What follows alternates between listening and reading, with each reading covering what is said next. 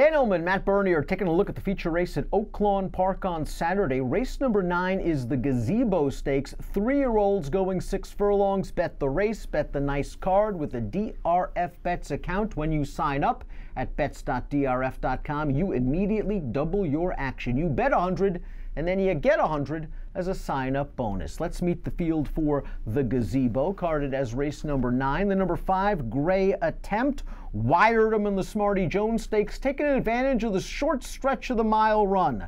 That was his first attempt around 2 turns, and the connections were heartened by that performance enough to try the Grade 3 Southwest, and he got into a little bit of trouble going into the first turn, but I always thought that longer was not better for Gray Attempt, so I kind of like him cutting back here to 6.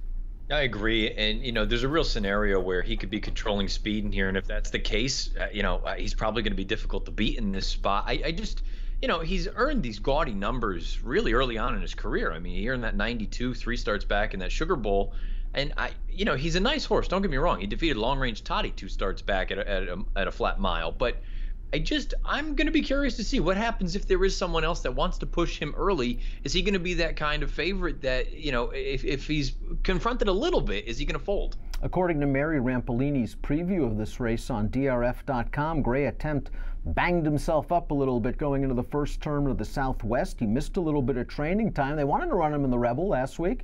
Didn't work out, so they're turning him back to 6. Again, his best races have come going short, but I wonder if maybe turning back will sort of dull his speed. Let's see what Timeform US has to say, and they do have Gray Attempt, the number 5 out there on the lead on the pace projector, the 4 Once We Were Brothers pressing, and if those hook up, maybe it sets things up for a closer like the 2 Nitrous. Now, Nitrous is fascinating from a past performance standpoint, Matt. This horse was good enough to be 3rd in the Grade 1 Hopeful as a 2-year-old, and last time out they stretched him out around 2 turns, and he won the Riley Allison Derby. You would think he would be a prime candidate for races like the Mind That Bird Derby, the Sunland Derby, and Steve Asmussen has kind of put the brakes on and has said, listen, we're starting over again, turning back into a sprint.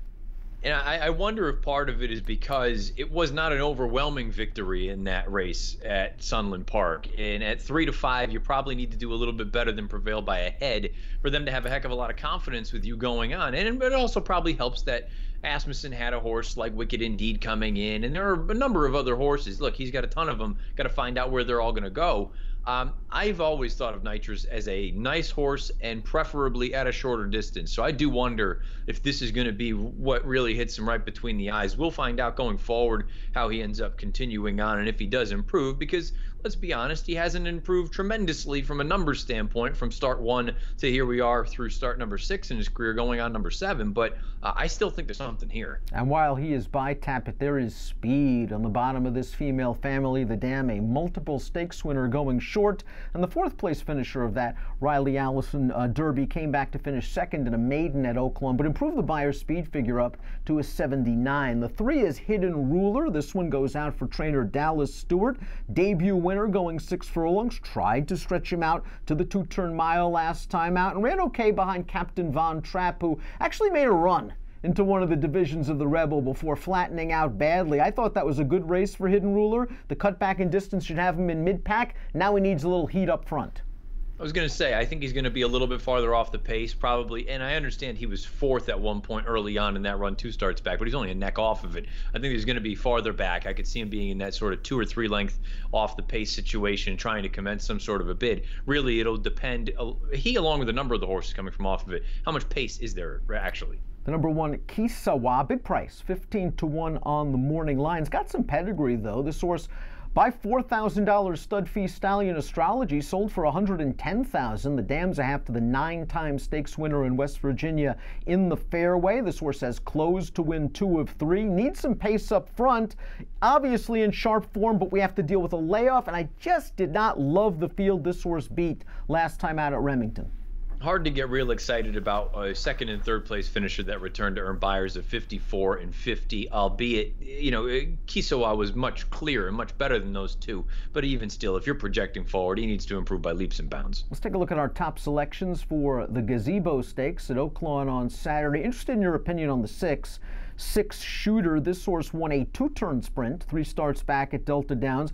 Didn't think he ran badly in the Smarty Jones when Gray Attempt was able to get loose on an easy lead. This horse had to alter course to the 3 and 4 path, turning into the stretch, and finished evenly. And then last time out in the Southwest, I really didn't mind the race at all. He came with a 4-wide bid turning into the stretch. It looked like he was going to inch into second at the 3/16 pole, and then he just flattened out like the distance was a little bit too far for him. I like him cutting back. I wish it was 7. He's cutting all the way back to 6, but if there is some pace, I think this horse has some class and ability.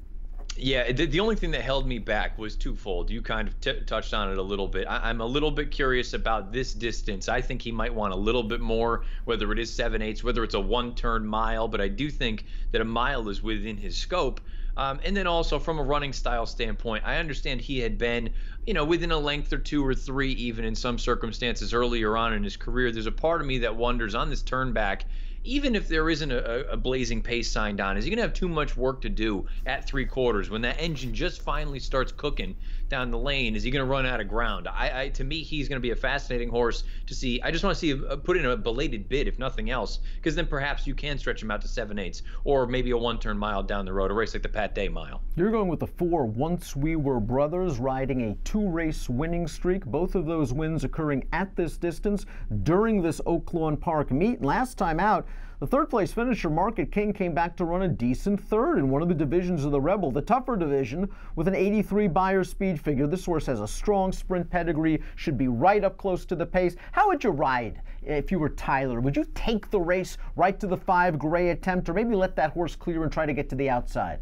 I think this is gonna sound very, very simple and silly, but I would just kind of wait and see what happens with the 5. If Gray Attempt breaks alertly and they're intent on going, I think at that point you're content saying, you know what, if you want to clear off, let me angle out into the 2 path and stalk, because that's been sort of his predominant running style through these 3 races. If all of a sudden they're either he's sluggish on the turn back and he doesn't have that kind of early gas, at that point there's really not a lot of other confirmed speed in here. Then I think Tyler needs to be a little bit more aggressive, take the initiative and go on with it. But the thing I like most about this horse is he's consistent, and his running style, where he can be forward or he can sit a length or 2 off of it and still be effective. I would play the break with Gray Attempt, see what he does, and go from there. Give me numbers.